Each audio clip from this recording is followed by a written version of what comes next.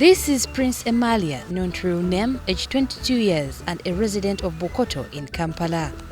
He welcomes me with a warm smile, not ashamed of discussing with us what kind of business he engages in for a living. When we eventually settle down to share his story, Prince Emalia, as he's commonly known amongst his peers, confesses to me he's a male sex worker. All happy about it, Emalia tells me he has been doing this kind of work for the last 11 years. Having been raised in a disadvantaged family, not having the basic needs for his daily life, Prince Emalia says his peers persuaded him into this sex venture when he was still a minor. Ever since I was born, my family wasn't that good. We had issues at home. My dad passed away when I was around 5 years, and I was only staying with my mom. She wasn't doing fine. So I decided to join my friends, a few friends of mine, to sex work. Yeah, so I started doing sex work when I was around 11 years. Since then, he did not look back, as the little finances he got from the job helped him cater for his needs, such as education and other basic necessities. I finished my Form 6 last year, and I've been paying my school fees from sex work.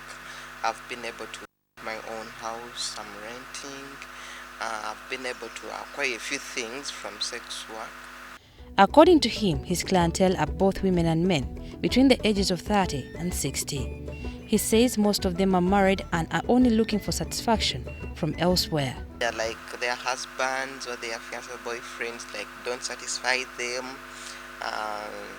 Don't they always travel around. They're not at home, so that's why they always come to me, or even to other young boys who are energetic, who will be there anytime they need them.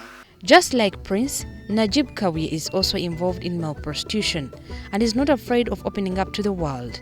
Najib, also in his 20s, says he joined the sex business in 2008 after encountering some family problems. Most male sex workers are either bisexual or gay. So in most cases, the homophobia that maybe he was thrown out of the house, they cannot earn a living, the family doesn't want him. Like him, Najib says hundreds of men are joining the booming business to get quick money, since they have failed to get jobs and are afraid of involving themselves in crime. But prostitution itself is illegal in the country. People may decide that instead of doing another work, I'll use my body to earn a living. And the reality is also the circumstances. Another who prefers anonymity calls himself the Arcade. According to Arcade, he joined the sex business 6 years ago, and it's very difficult for him to let go since he has got a lot to show from it. I looked for jobs, but in Uganda, even if it's a white collar paying job, you find being at my age, you need a laptop, you need what of millions. Yeah? You find our parents are so poor in Uganda, they can't afford that.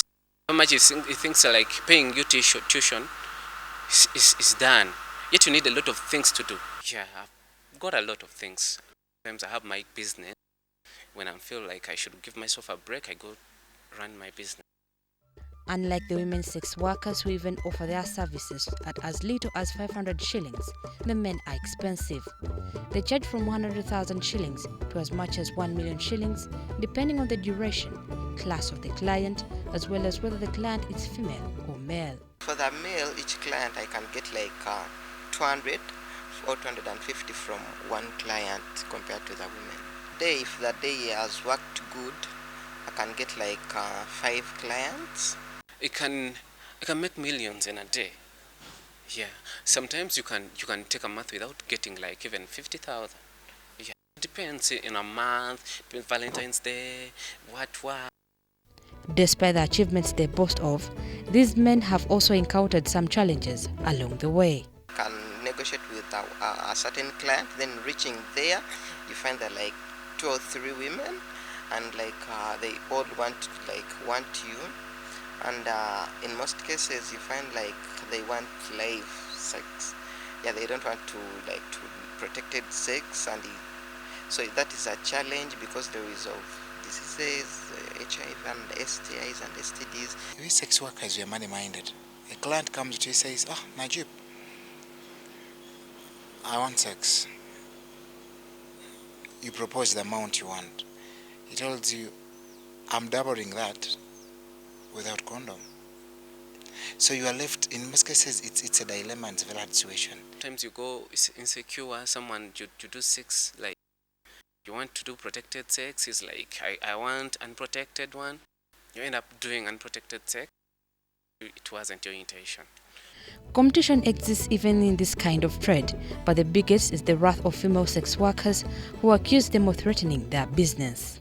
There is a demand in the first place, and of course, choice. It's a competition, and the fact that these days men are mostly bold compared to women, but the fact that men are few, it's not that tight. My fellow female sex workers could like at times isolate me, discriminate me from, and like could chase me from where we always park. A report released this month by Kampala Capital City Authority and the Alliance of Mayors and Municipal Leaders on HIV/AIDS in Africa, a non-government organization, indicated that there are 45 spots hosting male sexual workers in Kampala alone. Out of the 253 men who confess working as sex workers, 106 are from Kawempe Division, 76 from the Central Division, 70 from Rubaga Division, 51 from Machindi, and 18 in Nakawa Division. Reports now indicate the increasing number of people involved in prostitution is the cause of the high HIV and AIDS prevalence rates in the country. In an attempt to reduce this prevalence, the male sex workers under the umbrella body Uganda Harmonized Rights Alliance are sensitizing their colleagues about the scourge. It's something that we always say that however much someone's giving you billions and billions to have unprotected sex, it's not safe. So better take the little when you are sure of your life, because that much you are getting that very time may not be worth the virus that you may acquire. For some time now, it's the female sex that has been known to venture into this kind of business, and with the male counterparts coming on board, no one knows what it will take, as competition is high since they threaten to take their notch a little bit higher. Shamim Batal, WBS News, Kampala.